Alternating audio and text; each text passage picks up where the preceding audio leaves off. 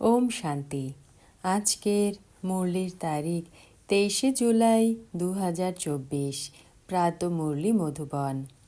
মিষ্টি বাচ্চারা, তোমাদের ঠিক টাইমে নিজের ঘরে ফিরে যেতে হবে, তাই স্মরণের গতিকে বাড়িয়ে দাও।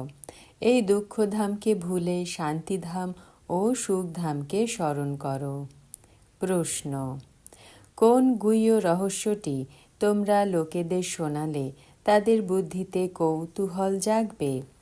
উত্তর: তাদের এই গুহ্য রহস্যটি শোনাও যে আত্মা হলো অতীব ছোট্ট বিন্দু, তাতে ফর এভার পার্ট ভরা রয়েছে, যে নিজের পার্ট নিরন্তর প্লে হতেই থাকে, কখনো ক্লান্ত হয় না, কারো মোক্ষ প্রাপ্তি হয় না।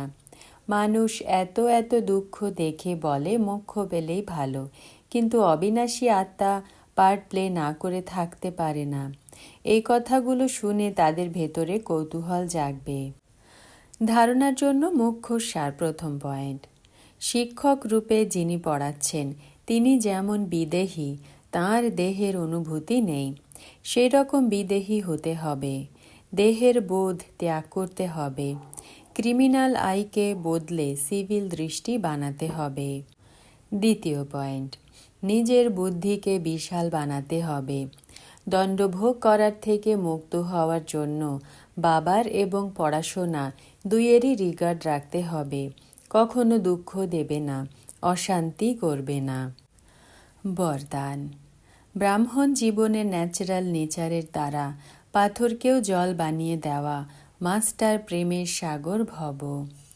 ব্যাখ্যা: যেরকম দুনিয়ার মানুষ বলে যে প্রেম পাথরকেও জল বানিয়ে দেয়, সেরকম তোমাদের অর্থাৎ ব্রাহ্মণদের ন্যাচারাল নেচার হল মাস্টার প্রেমের সাগর। তোমাদের কাছে আত্মিক ভালোবাসা, পরমাত্ম ভালোবাসার এমন শক্তি রয়েছে যে যার দ্বারা ভিন্ন ভিন্ন নেচারকে পরিবর্তন করতে পারো।